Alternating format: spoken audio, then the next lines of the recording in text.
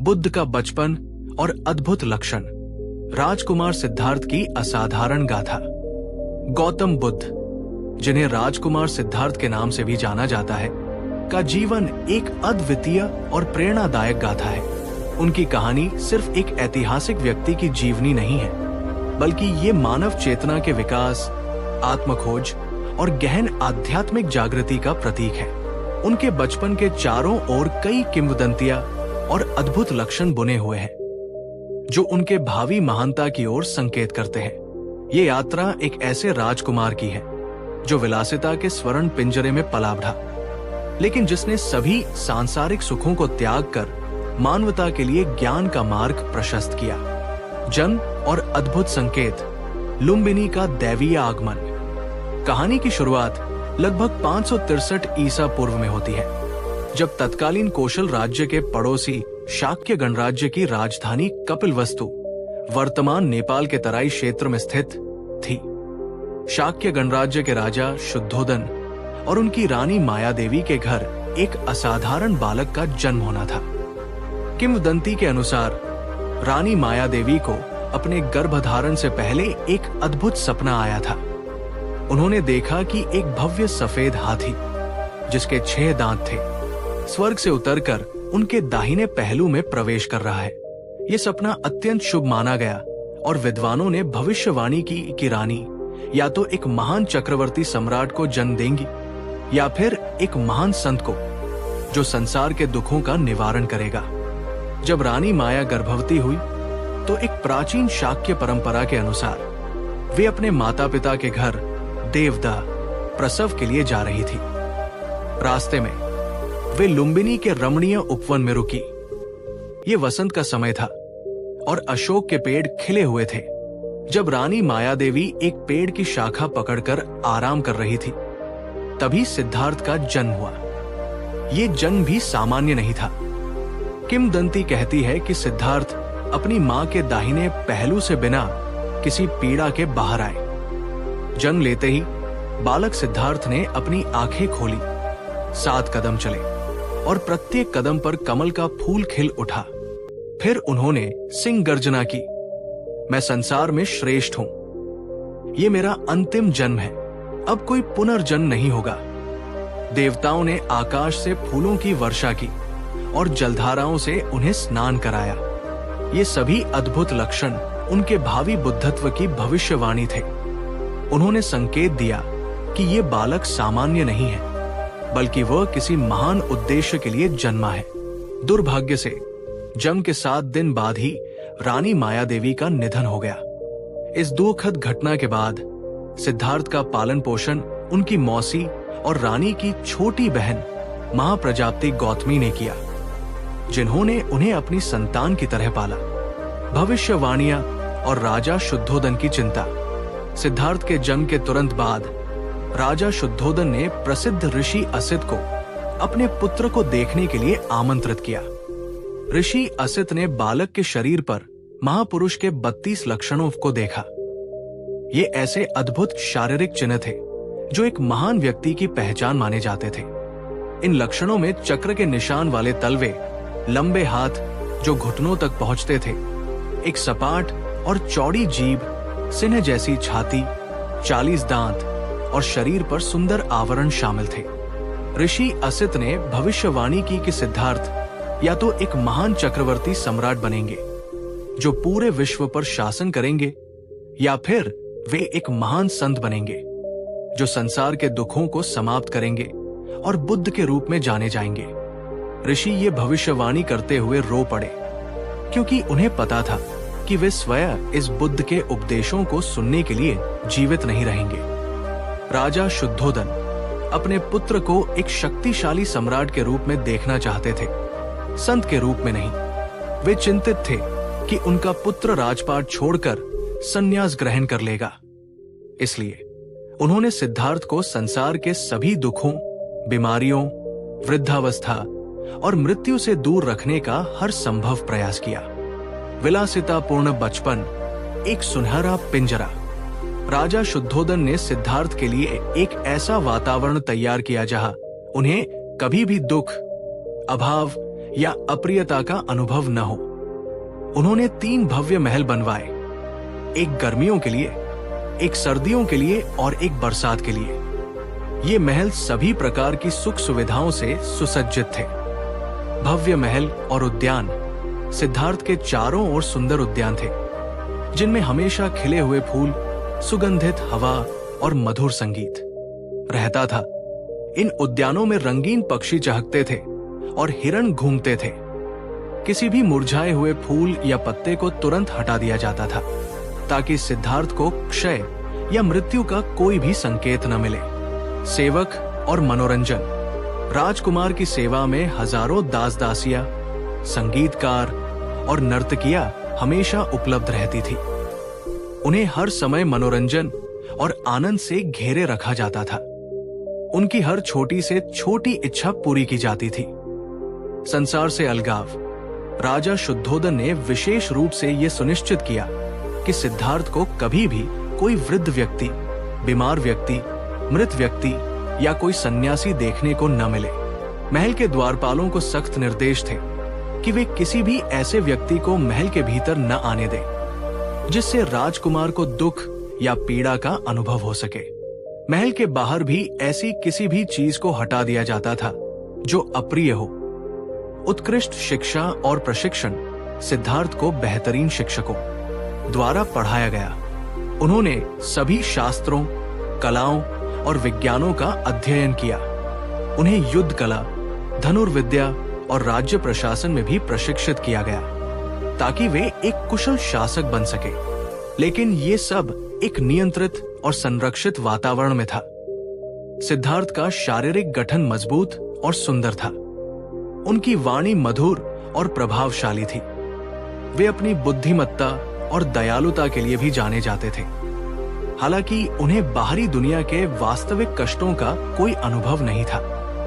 वे एक ऐसे राजकुमार थे जिन्हें कभी कोई कमी महसूस नहीं हुई, जिनके चारों ओर केवल सौंदर्य और सुख था। विवाह और संतान, सांसारिक बंधन।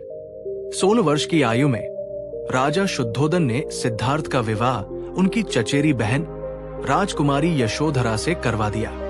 यशोधरा एक अत्यंत सुंदर, बुद्धिमान और सद्गुणी राजकुमारी थी। उनका वैवाहिक जीवन भी सुखमय प्रतीत होता था। कई वर्षों के बाद उन्हें एक पुत्र हुआ, जिसका नाम राहुल रखा गया, जिसका अर्थ है बंधन या ग्रहण, जो सिद्धार्थ के मन में पहले से ही पनप रही बेचैनी को दर्शाता था। राजा को लगा कि अब सिद्धार्थ सांसारिक बंधनों में बंध गए हैं और उनका संत बनने का विचार अब दूर हो जाएगा। लेकिन सिद्धार्थ के हृदय में एक अव्यक्त बेचैनी बनी हुई थी। इतनी विलासिता और सुख के बावजूद भी उन्हें लगता था कि कुछ महत्वपूर्ण अनुपस्थित है। ये असंतोष धीरे धीरे बढ़ रहा था। हालांकि वे इसके कारण से अनभिज्ञ थे। अद्भुत लक्षण और आंतरिक बेचैनी। सिद्धार्थ के अद्भुत लक्षण केवल उनके जन्म तक ही सीमित नहीं थे, बल्कि उनके व्यक्तित्व और स्वभाव में भी परिलक्षित होते थे। गहन विचारशीलता। इतनी कम उम्र में भी सिद्धार्थ अक्सर अकेले बैठकर गहन चिंतन में लीन रहते थे।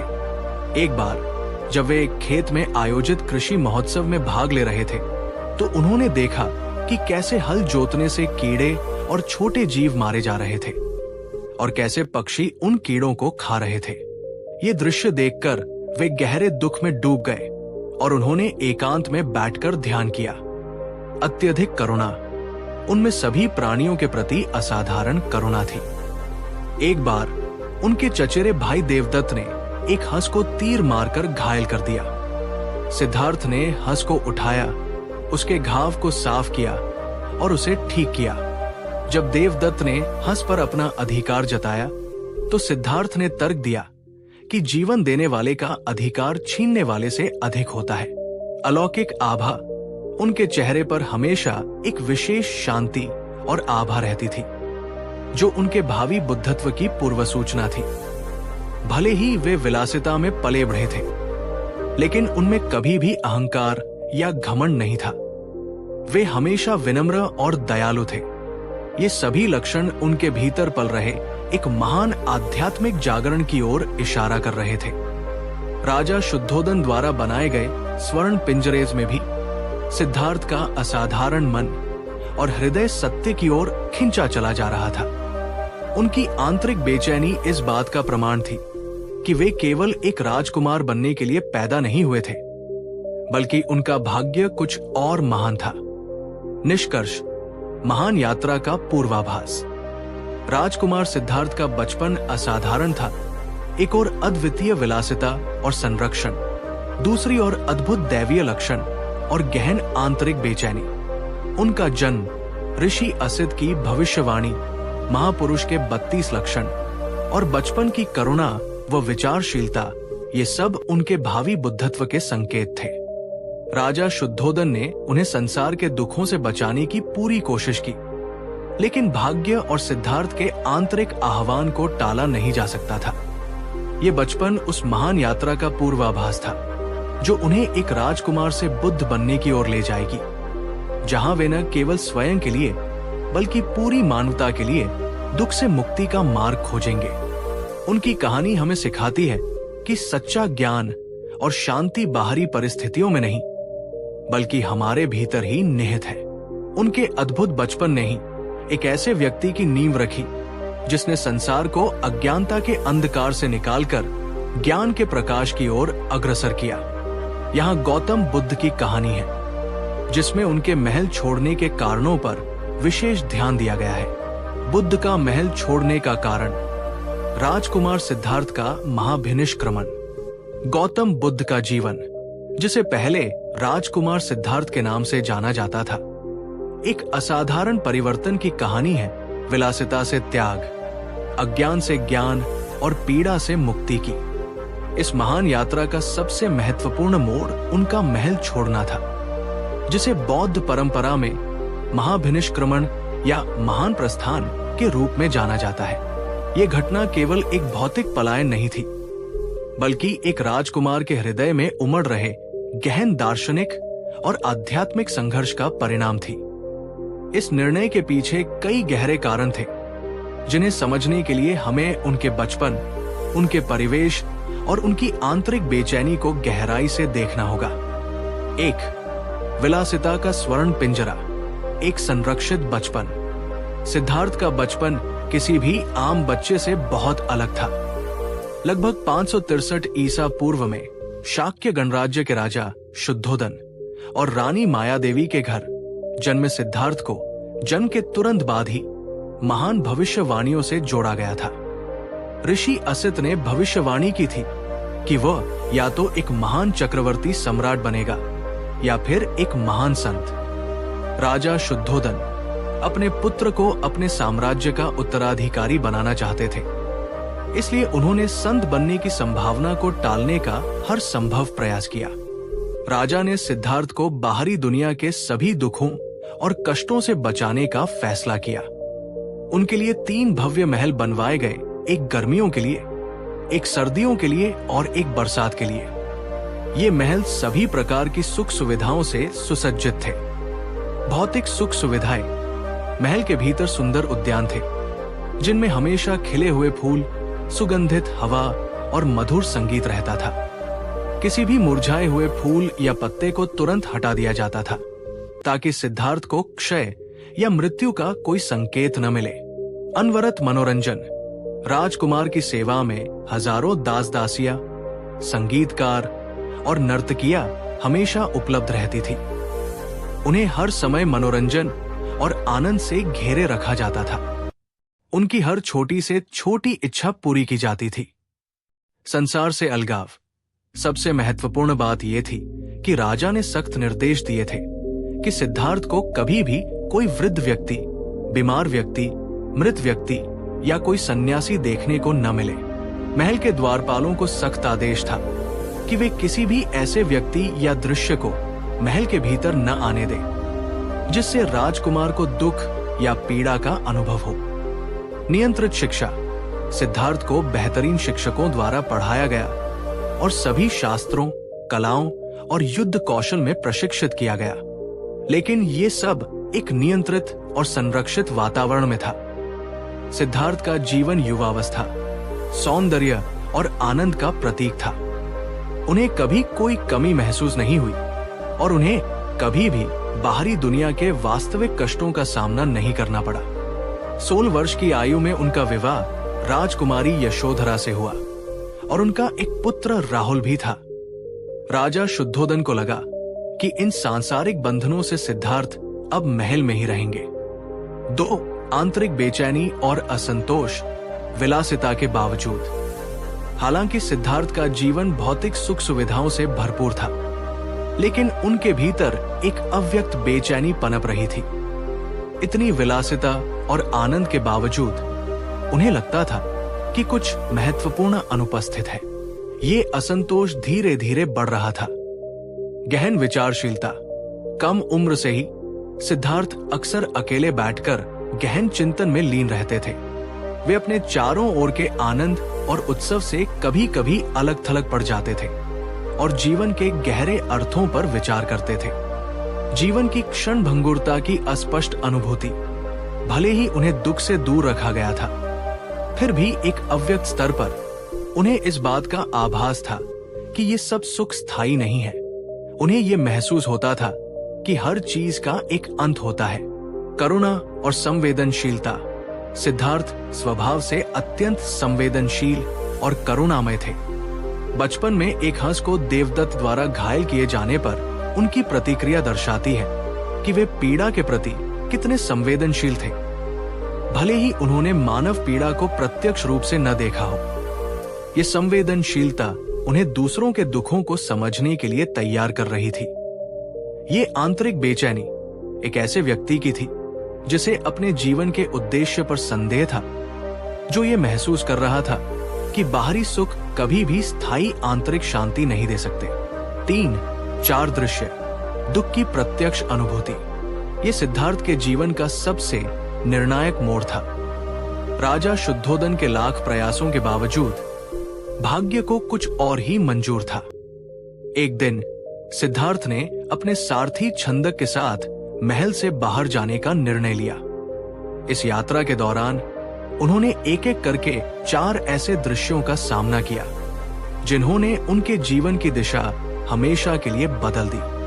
वृद्ध व्यक्ति। पहली बार सिद्धार्थ ने एक अत्यंत वृद्ध व्यक्ति को देखा।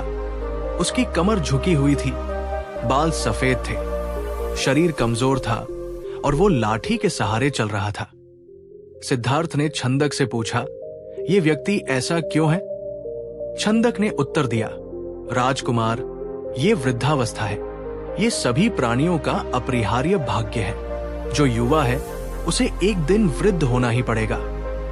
ये सुनकर सिद्धार्थ के मन में गहरा दुख हुआ। उन्हें एहसास हुआ कि उनकी अपनी युवावस्था भी क्षण भंगुर है और वे भी एक दिन बूढ़े होंगे। बीमार व्यक्ति। आगे चलकर उन्होंने एक भयानक रूप से बीमार व्यक्ति को देखा जो दर्द से करहा रहा था और कमजोर पड़ा था। उसके शरीर पर फोड़े थे और वो असहनीय पीड़ा में था। छंदक ने समझाया, राजकुमार, ये बीमारी है। कोई भी व्यक्ति बीमारियों से बच नहीं सकता। ये शरीर रोगों का घर है। सिद्धार्थ को ये सुनकर और भी विचलित हो गए। उन्हें लगा कि उनका स्वस्थ शरीर भी कभी भी बीमारियों का शिकार हो सकता है। मृत व्यक्ति। तीसरा दृश्य एक मृत शरीर का था जिसे लोग अंतिम संस्कार के लिए ले जा रहे थे। मृत शरीर को देखकर सिद्धार्थ ने छंदक से पूछा, ये क्या है? छंदक ने उत्तर दिया, राजकुमार, ये मृत्यु है। ये सभी जीवित प्राणियों का अंतिम भाग्य है। जिसने जन्म लिया है उसे मरना ही है। कोई भी इससे बच नहीं सकता।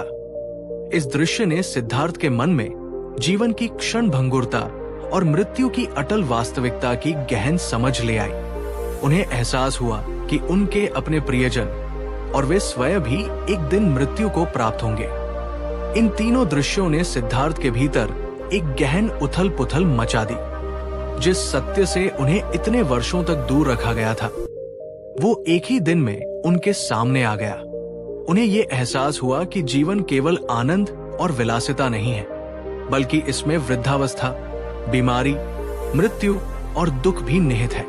उन्हें ये भी समझ आया कि उनका अपना जीवन, उनकी युवावस्था, उनका सौंदर्य और उनका परिवार भी इन दुखों से अछूता नहीं रहेगा। सन्यासी। अंत में सिद्धार्थ ने एक शांत और संयमी सन्यासी को देखा जिसके चेहरे पर एक अद्भुत शांति थी। ये सन्यासी भिक्षा मांग रहा था और संसार के बंधनों से मुक्त प्रतीत होता था। छंदक ने उन्हें बताया कि ये व्यक्ति सत्य की तलाश में अपनी सभी सांसारिक इच्छाओं का त्याग कर चुका है। उसके चेहरे की शांति और संतोष ने सिद्धार्थ को एक आशा की किरण दिखाई। उन्हें लगा कि दुख से मुक्ति का एक मार्ग अवश्य है और वो मार्ग संन्यास और सत्य की खोज में है। 4. दुख से मुक्ति की प्रबल इच्छा, एक नया लक्ष्य।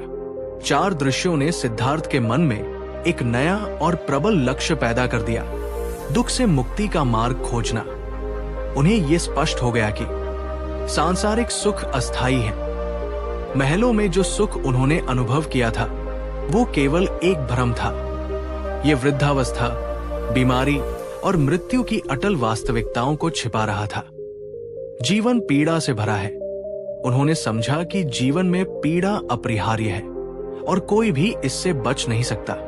मुक्ति का मार्ग संभव है। सन्यासी को देखकर उन्हें यह विश्वास हो गया कि दुख से मुक्ति संभव है और एक ऐसा मार्ग है जो आंतरिक शांति और स्थायी आनंद की ओर ले जाता है। अब उनके लिए अपने महलों की विलासिता में संतुष्ट रहना असंभव था। उनके मन में सत्य की खोज और दुखों से मुक्ति का विचार इतना प्रबल हो गया कि बाकी सब कुछ निरर्थक लगने लगा। अपने पुत्र राहुल के जन्म की खबर सुनकर उन्होंने कहा, ये एक और बंधन राहुल है। ये दर्शाता है कि उनके मन में संन्यास की भावना कितनी प्रबल हो चुकी थी। 5. महाभिनिष्क्रमण, महल का त्याग। जिस रात सिद्धार्थ ने महल छोड़ने का निर्णय लिया वो उनके जीवन की सबसे महत्वपूर्ण रात थी। उन्होंने अपनी पत्नी यशोधरा और पुत्र राहुल को सोते हुए देखा।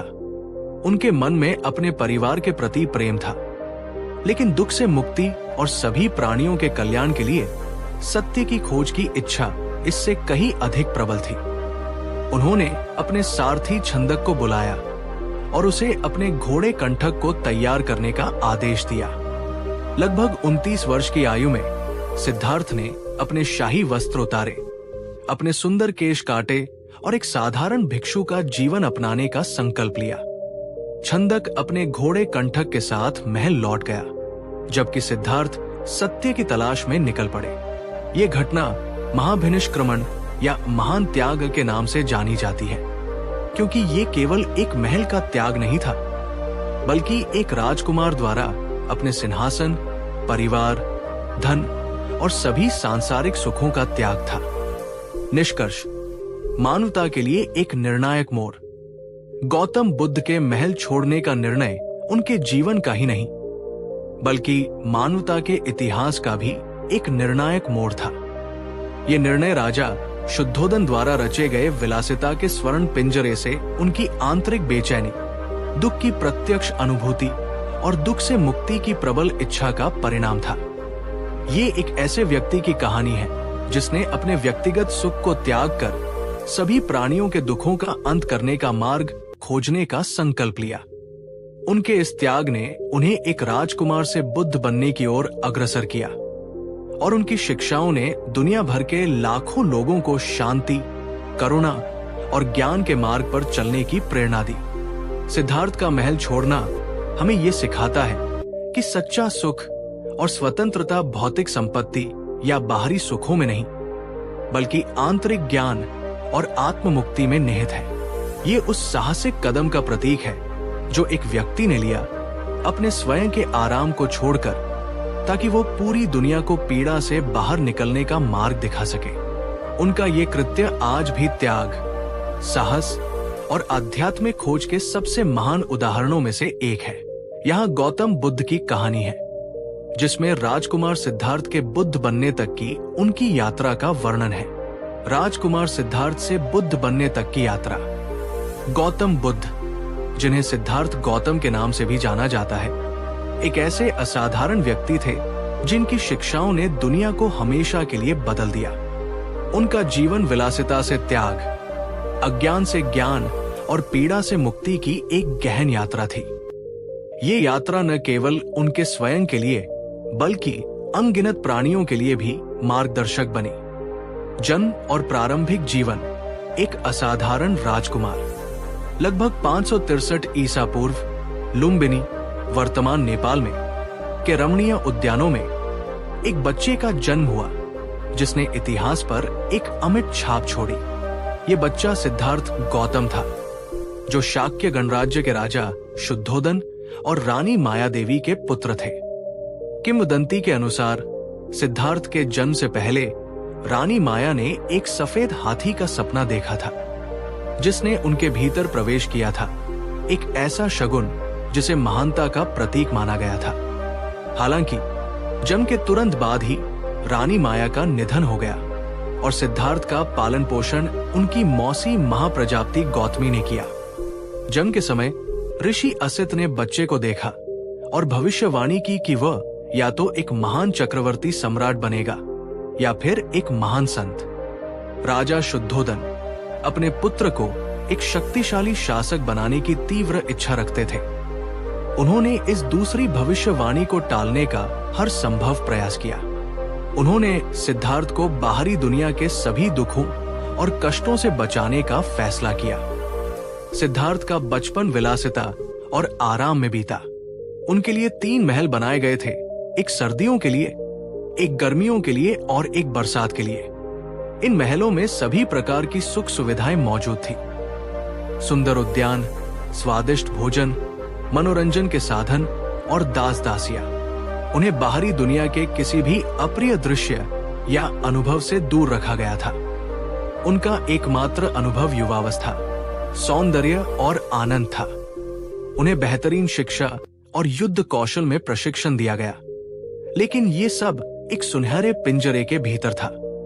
16 वर्ष की आयु में सिद्धार्थ का विवाह उनकी चचेरी बहन यशोधरा से हुआ। उनका एक पुत्र हुआ जिसका नाम राहुल था। सिद्धार्थ के जीवन में सब कुछ उत्तम और आनंदमय प्रतीत होता था, लेकिन उनके भीतर कुछ गहरा अज्ञात था जो उन्हें अशांत करता था। 4 दृश्य। दुख की अनुभूति। राजा शुद्धोदन ने सिद्धार्थ को दुनिया के सभी दुखों से दूर रखने की पूरी कोशिश की थी, लेकिन भाग्य को कुछ और ही मंजूर था। एक दिन सिद्धार्थ ने अपने सारथी छंदक के साथ महल से बाहर जाने का निर्णय लिया। इस यात्रा के दौरान उन्होंने 4 दृश्यों का सामना किया, जिन्होंने उनके जीवन की दिशा हमेशा के लिए बदल दी। वृद्ध व्यक्ति। पहली बार सिद्धार्थ ने एक अत्यंत वृद्ध व्यक्ति को देखा, जिसकी कमर झुकी हुई थी, बाल सफेद थे और शरीर कमजोर था। छंदक ने उन्हें समझाया कि वृद्धावस्था सभी जीवित प्राणियों का अपरिहार्य भाग्य है। ये दृश्य सिद्धार्थ के लिए एक झटका था, क्योंकि उन्होंने पहले कभी वृद्धावस्था की वास्तविकता का सामना नहीं किया था। बीमार व्यक्ति। आगे चलकर उन्होंने एक भयानक रूप से बीमार व्यक्ति को देखा, जो दर्द से कराह रहा था और कमजोर पड़ा था। छंदक ने उन्हें बताया कि बीमारी भी जीवन का एक हिस्सा है और कोई भी इससे बच नहीं सकता। ये दृश्य सिद्धार्थ को और भी गहराई से विचलित कर गया। मृत व्यक्ति। तीसरा दृश्य एक मृत शरीर का था, जिसे लोग अंतिम संस्कार के लिए ले जा रहे थे। छंदक ने सिद्धार्थ को समझाया कि मृत्यु सभी प्राणियों का अंतिम भाग्य है और कोई भी इससे बच नहीं सकता।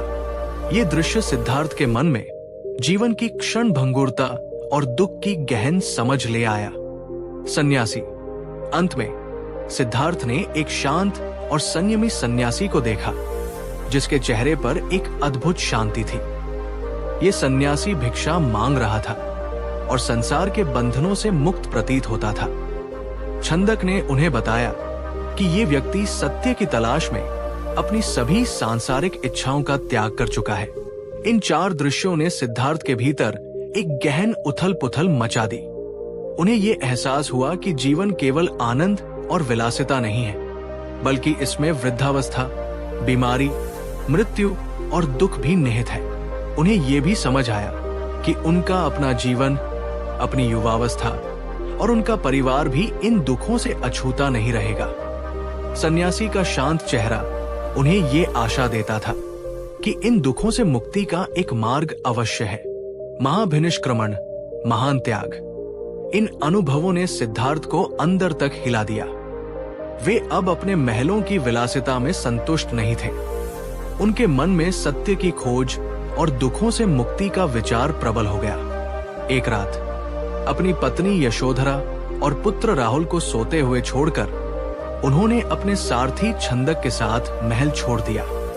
ये घटना महाभिनिष्क्रमण या महान त्याग के नाम से जानी जाती है। उन्होंने अपने शाही वस्त्र उतारे, अपने सुंदर बाल काटे और एक साधारण भिक्षु का जीवन अपनाने का संकल्प लिया। छंदक अपने घोड़े कंठक के साथ महल लौट गया, जबकि सिद्धार्थ सत्य की तलाश में निकल पड़े। तपस्या और ज्ञान की खोज। सिद्धार्थ ने शुरू में कई प्रसिद्ध गुरुओं से शिक्षा प्राप्त की। उन्होंने ध्यान और योग की विभिन्न तकनीकों का अभ्यास किया। सबसे पहले उन्होंने आलार कलाम से शिक्षा ली, जो उन्हें एक उच्च ध्यान की स्थिति तक ले गए। लेकिन सिद्धार्थ को लगा कि ये अंतिम सत्य नहीं है। फिर उन्होंने उद्दक रामपुत से शिक्षा ली, जिन्होंने उन्हें और भी गहरे ध्यान का अनुभव कराया। लेकिन सिद्धार्थ अभी भी संतुष्ट नहीं थे।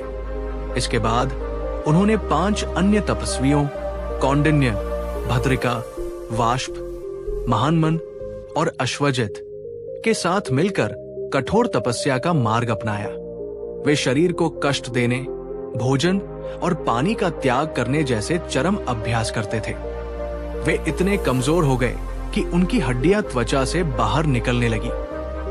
उन्हें लगा कि अपने शरीर को कष्ट देने से उन्हें ज्ञान की प्राप्ति होगी। लेकिन 6 वर्षों की इस कठोर तपस्या के बाद भी उन्हें केवल शारीरिक पीड़ा और मानसिक थकावट मिली। उन्हें ये एहसास हुआ कि न तो अत्यधिक विलासिता और न ही अत्यधिक तपस्या सत्य की ओर ले जाती है। उन्होंने मध्यम मार्ग का महत्व समझा। एक दिन जब वे अत्यधिक कमजोर होकर गिर पड़े थे, एक चरवाहा लड़की सुजाता ने उन्हें दूध और चावल की खीर भेंट की। सिद्धार्थ ने इसे स्वीकार किया और खाया, जिससे उन्हें फिर से ऊर्जा मिली। उनके साथ के 5 तपस्वियों को लगा कि सिद्धार्थ ने अपना संकल्प तोड़ दिया है और उन्हें छोड़कर चले गए। बोधि वृक्ष के नीचे ज्ञानोदय। अब सिद्धार्थ ने तपस्या का चरम मार्ग छोड़ दिया और मध्यम मार्ग का अनुसरण करने का फैसला किया। उन्होंने निश्चय किया कि वे तब तक नहीं उठेंगे जब तक उन्हें पूर्ण ज्ञान की प्राप्ति नहीं हो जाती। वे गया वर्तमान बोध गया बिहार में एक पीपल के वृक्ष के नीचे बैठ गए और ध्यान में लीन हो गए। ये वृक्ष बाद में बोधि वृक्ष, ज्ञान का वृक्ष के नाम से जाना गया।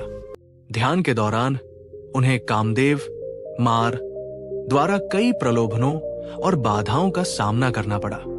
मार ने उन्हें डराने, लुभाने और विचलित करने का हर संभव प्रयास किया। उसने सुंदर अप्सराएं भेजी, भयानक राक्षसों से हमला करवाया और सिद्धार्थ को उनके परिवार और अतीत की याद दिलाई। लेकिन सिद्धार्थ अपने संकल्प पर अडिग रहे। उन्होंने सभी प्रलोभनों और बाधाओं का सामना धैर्य और दृढ़ता से किया। एक रात पूर्णिमा के दिन 35 वर्ष की आयु में सिद्धार्थ को ज्ञानोदय, निर्वाण प्राप्त हुआ। इस घटना को बुद्धत्व के नाम से जाना जाता है। उन्हें 4 आर्य सत्यों और प्रतीत्य स्मुत्पाद, कार्य कारण का नियम का ज्ञान प्राप्त हुआ। उन्हें यह एहसास हुआ कि दुख का कारण इच्छा, तृष्णा है और इस इच्छा का त्याग करके दुख से मुक्ति प्राप्त की जा सकती है।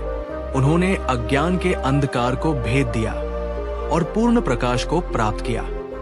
धम्मचक्र कपवत्तन, धर्म चक्र प्रवर्तन। ज्ञानोदय के बाद बुद्ध को शुरू में यह संदेह हुआ कि क्या वे अपने द्वारा प्राप्त किए गए गहन सत्य को दूसरों को समझा पाएंगे। लेकिन देवताओं के अनुरोध पर उन्होंने निर्णय लिया कि वे अपनी शिक्षाओं को दूसरों के साथ साझा करेंगे। उन्होंने अपने पुराने 5 साथी तपस्वियों को ढूंढने का फैसला किया, जो उन्हें छोड़कर चले गए थे। बुद्ध सारनाथ, वाराणसी के पास पहुंचे, जहां उन्होंने अपने पहले 5 शिष्यों को अपना पहला उपदेश दिया। ये उपदेश धम्मचक्र कपवत्तन सुत्त धर्म चक्र प्रवर्तन सूत्र के नाम से जाना जाता है, जिसका अर्थ है धर्म के पहिए को गति में स्थापित करना। इस उपदेश में बुद्ध ने 4 आर्य सत्यों की व्याख्या की। दुख आर्य सत्य, जीवन दुखमय है। जन्म, वृद्धावस्था, बीमारी, मृत्यु, अप्रिय से मिलना, प्रिय से बिछड़ना, इच्छाओं का पूरा न होना, सब दुख है। समुदय आर्य सत्य, दुख का कारण है। ये कारण तृष्णा या इच्छा है। निरोध आर्य सत्य, दुख का निवारण संभव है तृष्णा का त्याग करके। मार्ग आर्य सत्य, दुख निवारण का मार्ग है। ये मार्ग आर्य अष्टांगिक मार्ग है। आर्य अष्टांगिक मार्ग में 8 सिद्धांत शामिल हैं। सम्यक दृष्टि, सम्यक संकल्प, सम्यक वाक, सम्यक कर्मांत, सम्यक आजीव, सम्यक व्यायाम, सम्यक स्मृति और सम्यक समाधि। इस पहले उपदेश के बाद बुद्ध के शिष्यों की संख्या बढ़ने लगी। उन्होंने संघ, भिक्षुओं और भिक्षुणियों का समुदाय की स्थापना की, जो उनकी शिक्षाओं को फैलाने के लिए समर्पित था। बुद्ध का 40 वर्षों का धर्म प्रचार। अपने ज्ञानोदय के बाद बुद्ध ने अगले 45 वर्षों तक पूरे उत्तरी भारत में भ्रमण किया, अपनी शिक्षाओं का प्रचार किया। उन्होंने राजाओं, व्यापारियों, किसानों और दलितों सहित सभी वर्गों के लोगों को उपदेश दिए। उनकी शिक्षाएं सरल, व्यावहारिक और सभी के लिए सुलभ थी। उन्होंने जाति, लिंग या सामाजिक स्थिति के आधार पर कोई भेदभाव नहीं किया। उन्होंने कई महत्वपूर्ण जगहों का दौरा किया, जैसे राजगृह, श्रावस्ती, कौशाम्बी और वैशाली। उन्होंने कई मठों और विहारों की स्थापना की, जहां उनके अनुयायी ध्यान और शिक्षा प्राप्त कर सकते थे। उनके उपदेशों को सुत्त, सूत्र के रूप में संकलित किया गया, जो आज भी बौद्ध धर्म के मूल ग्रंथ है। बुद्ध ने अपने अनुयायियों को अहिंसा, करुणा, मैत्री और प्रज्ञा, ज्ञान के मार्ग पर चलने की शिक्षा दी। उन्होंने कर्म के सिद्धांत, कर्मों के परिणाम और पुनर्जन्म, भवचक्र की अवधारणा को समझाया। उनका अंतिम लक्ष्य निर्वाण प्राप्त करना था, दुख, इच्छा और अज्ञान से पूर्ण मुक्ति। उनके धर्म प्रचार के दौरान उन्होंने कई चमत्कार भी दिखाए। हालांकि उन्होंने हमेशा अपने अनुयायियों को चमत्कारों के बजाय अपनी शिक्षाओं पर ध्यान केंद्रित करने के लिए प्रोत्साहित किया। इन अनुभवों ने सिद्धार्थ को अंदर तक हिला दिया। वे अब अपने महलों की विलासिता में संतुष्ट नहीं थे। उनके मन में सत्य की खोज और दुखों से मुक्ति का विचार प्रबल हो गया। एक रात अपनी पत्नी यशोधरा और पुत्र राहुल को सोते हुए छोड़कर उन्होंने अपने सारथी छंदक के साथ महल छोड़ दिया। यह घटना महाभिनिष्क्रमण या महान त्याग के नाम से जानी जाती है। उन्होंने अपने शाही वस्त्र उतारे, अपने सुंदर बाल काटे और एक साधारण भिक्षु का जीवन अपनाने का संकल्प लिया। छंदक अपने घोड़े कंठक के साथ महल लौट गया, जबकि सिद्धार्थ सत्य की तलाश में निकल पड़े। तपस्या और ज्ञान की खोज। सिद्धार्थ ने शुरू में कई प्रसिद्ध गुरुओं से शिक्षा प्राप्त की। उन्होंने ध्यान और योग की विभिन्न तकनीकों का अभ्यास किया। सबसे पहले उन्होंने आलार कलाम से शिक्षा ली, जो उन्हें एक उच्च ध्यान की स्थिति तक ले गए। लेकिन सिद्धार्थ को लगा कि ये अंतिम सत्य नहीं है। फिर उन्होंने उद्दक रामपुत से शिक्षा ली, जिन्होंने उन्हें और भी गहरे ध्यान का अनुभव कराया। लेकिन सिद्धार्थ अभी भी संतुष्ट नहीं थे। इसके बाद उन्होंने 5 अन्य तपस्वियों कौंडिन्य, भद्रिका, वाष्प, महानमन और अश्वजित के साथ मिलकर कठोर तपस्या का मार्ग अपनाया। वे शरीर को कष्ट देने, भोजन और पानी का त्याग करने जैसे चरम अभ्यास करते थे। वे इतने कमजोर हो गए कि उनकी हड्डियां त्वचा से बाहर निकलने लगी। उन्हें लगा कि अपने शरीर को कष्ट देने से उन्हें ज्ञान की प्राप्ति होगी। लेकिन 6 वर्षों की इस कठोर तपस्या के बाद भी उन्हें केवल शारीरिक पीड़ा और मानसिक थकावट मिली। उन्हें ये एहसास हुआ कि न तो अत्यधिक विलासिता और न ही अत्यधिक तपस्या सत्य की ओर ले जाती है। उन्होंने मध्यम मार्ग का महत्व समझा। एक दिन जब वे अत्यधिक कमजोर होकर गिर पड़े थे, एक चरवाहा लड़की सुजाता ने उन्हें दूध और चावल की खीर भेंट की। सिद्धार्थ ने इसे स्वीकार किया और खाया, जिससे उन्हें फिर से ऊर्जा मिली। उनके साथ के 5 तपस्वियों को लगा कि सिद्धार्थ ने अपना संकल्प तोड़ दिया है और उन्हें छोड़कर चले गए। बोधि वृक्ष के नीचे ज्ञानोदय। अब सिद्धार्थ ने तपस्या का चरम मार्ग छोड़ दिया और मध्यम मार्ग का अनुसरण करने का फैसला किया। उन्होंने निश्चय किया कि वे तब तक नहीं उठेंगे जब तक उन्हें पूर्ण ज्ञान की प्राप्ति नहीं हो जाती। वे गया वर्तमान बोध गया बिहार में एक पीपल के वृक्ष के नीचे बैठ गए और ध्यान में लीन हो गए। ये वृक्ष बाद में बोधि वृक्ष, ज्ञान का वृक्ष के नाम से जाना गया। ध्यान के दौरान उन्हें कामदेव, मार द्वारा कई प्रलोभनों और बाधाओं का सामना करना पड़ा। मार ने उन्हें डराने, लुभाने और विचलित करने का हर संभव प्रयास किया। उसने सुंदर अप्सराएं भेजी, भयानक राक्षसों से हमला करवाया और सिद्धार्थ को उनके परिवार और अतीत की याद दिलाई। लेकिन सिद्धार्थ अपने संकल्प पर अडिग रहे। उन्होंने सभी प्रलोभनों और बाधाओं का सामना धैर्य और दृढ़ता से किया। एक रात पूर्णिमा के दिन 35 वर्ष की आयु में सिद्धार्थ को ज्ञानोदय, निर्वाण प्राप्त हुआ। इस घटना को बुद्धत्व के नाम से जाना जाता है। उन्हें 4 आर्य सत्यों और प्रतीत्य समुत्पाद, कार्यकारण का नियम का ज्ञान प्राप्त हुआ। उन्हें यह एहसास हुआ कि दुख का कारण इच्छा, तृष्णा है और इस इच्छा का त्याग करके दुख से मुक्ति प्राप्त की जा सकती है। उन्होंने अज्ञान के अंधकार को भेद दिया और पूर्ण प्रकाश को प्राप्त किया। धम्मचक्र कपवत्तन, धर्म चक्र प्रवर्तन। ज्ञानोदय के बाद बुद्ध को शुरू में यह संदेह हुआ कि क्या वे अपने द्वारा प्राप्त किए गए गहन सत्य को दूसरों को समझा पाएंगे। लेकिन देवताओं के अनुरोध पर उन्होंने निर्णय लिया कि वे अपनी शिक्षाओं को दूसरों के साथ साझा करेंगे। उन्होंने अपने पुराने 5 साथी तपस्वियों को ढूंढने का फैसला किया जो उन्हें छोड़कर चले गए थे। बुद्ध सारनाथ, वाराणसी के पास पहुंचे, जहां उन्होंने अपने पहले 5 शिष्यों को अपना पहला उपदेश दिया। ये उपदेश धम्मचक्र कपवत्तन सुत्त, धर्म चक्र प्रवर्तन सूत्र के नाम से जाना जाता है, जिसका अर्थ है धर्म के पहिए को गति में स्थापित करना। इस उपदेश में बुद्ध ने 4 आर्य सत्यों की व्याख्या की। दुख आर्य सत्य, जीवन दुखमय है। जन्म, वृद्धावस्था, बीमारी, मृत्यु, अप्रिय से मिलना, प्रिय से बिछड़ना, इच्छाओं का पूरा न होना, सब दुख है। समुदय आर्य सत्य, दुख का कारण है। ये कारण तृष्णा या इच्छा है। निरोध आर्य सत्य, दुख का निवारण संभव है तृष्णा का त्याग करके। मार्ग आर्य सत्य, दुख निवारण का मार्ग है। ये मार्ग आर्य अष्टांगिक मार्ग है। आर्य अष्टांगिक मार्ग में 8 सिद्धांत शामिल है। सम्यक दृष्टि, सम्यक संकल्प, सम्यक वाक, सम्यक कर्मांत, सम्यक आजीव, सम्यक व्यायाम, सम्यक स्मृति और सम्यक समाधि। इस पहले उपदेश के बाद बुद्ध के शिष्यों की संख्या बढ़ने लगी। उन्होंने संघ, भिक्षुओं और भिक्षुणियों का समुदाय की स्थापना की, जो उनकी शिक्षाओं को फैलाने के लिए समर्पित था।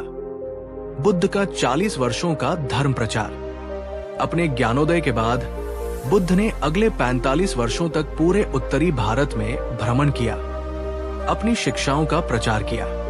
उन्होंने राजाओं, व्यापारियों, किसानों और दलितों सहित सभी वर्गों के लोगों को उपदेश दिए। उनकी शिक्षाएं सरल, व्यावहारिक और सभी के लिए सुलभ थी। उन्होंने जाति, लिंग या सामाजिक स्थिति के आधार पर कोई भेदभाव नहीं किया। उन्होंने कई महत्वपूर्ण जगहों का दौरा किया, जैसे राजगृह, श्रावस्ती, कौशाम्बी और वैशाली। उन्होंने कई मठों और विहारों की स्थापना की, जहां उनके अनुयायी ध्यान और शिक्षा प्राप्त कर सकते थे। उनके उपदेशों को सुत्त, सूत्र के रूप में संकलित किया गया, जो आज भी बौद्ध धर्म के मूल ग्रंथ है। बुद्ध ने अपने अनुयायियों को अहिंसा, करुणा, मैत्री और प्रज्ञा, ज्ञान के मार्ग पर चलने की शिक्षा दी। उन्होंने कर्म के सिद्धांत, कर्मों के परिणाम और पुनर्जन्म, भवचक्र की अवधारणा को समझाया। उनका अंतिम लक्ष्य निर्वाण प्राप्त करना था, दुख, इच्छा और अज्ञान से पूर्ण मुक्ति। उनके धर्म प्रचार के दौरान उन्होंने कई चमत्कार भी दिखाए। हालांकि उन्होंने हमेशा अपने अनुयायियों को चमत्कारों के बजाय अपनी शिक्षाओं पर ध्यान केंद्रित करने के लिए प्रोत्साहित किया। महापरिनिर्वाण, अंतिम मुक्ति। 80 वर्ष की आयु में कुशीनगर, वर्तमान उत्तर प्रदेश में बुद्ध ने महापरिनिर्वाण प्राप्त किया। इसका अर्थ है कि उन्होंने अपने शारीरिक जीवन का त्याग किया और पुनर्जन्म के चक्र से पूर्णतः मुक्त हो गए।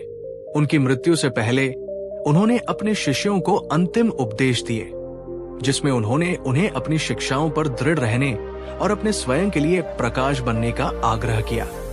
उनकी अंतिम मृत्यु के बाद उनके शरीर के अवशेषों को 8 भागों में विभाजित किया गया और विभिन्न स्थानों पर स्तूपों, स्मृति चिन्हों में स्थापित किया गया। ये स्तूप बौद्ध धर्म के महत्वपूर्ण तीर्थ स्थल बन गए। बुद्ध की शिक्षाओं का प्रभाव। गौतम बुद्ध का जीवन और उनकी शिक्षाएं दुनिया भर के लाखों लोगों के लिए प्रेरणा बनी हुई है।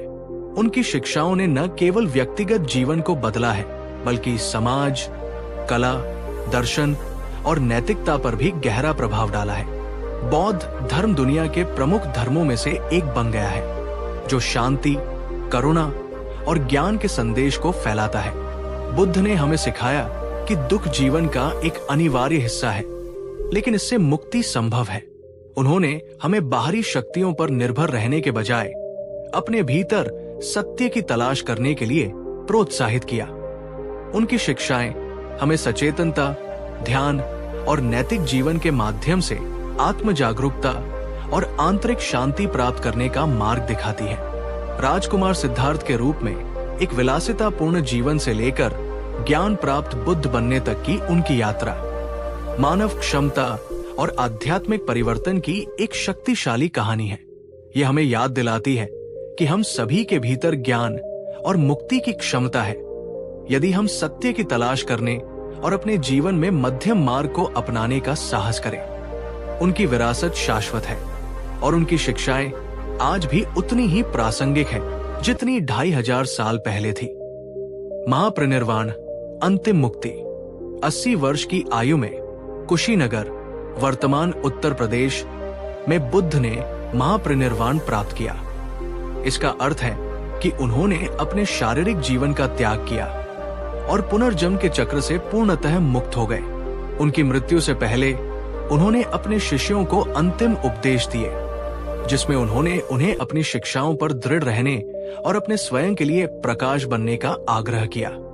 उनकी अंतिम मृत्यु के बाद उनके शरीर के अवशेषों को 8 भागों में विभाजित किया गया और विभिन्न स्थानों पर स्तूपों, स्मृति चिन्हों में स्थापित किया गया। ये स्तूप बौद्ध धर्म के महत्वपूर्ण तीर्थ स्थल बन गए। बुद्ध की शिक्षाओं का प्रभाव। गौतम बुद्ध का जीवन और उनकी शिक्षाएं दुनिया भर के लाखों लोगों के लिए प्रेरणा बनी हुई है।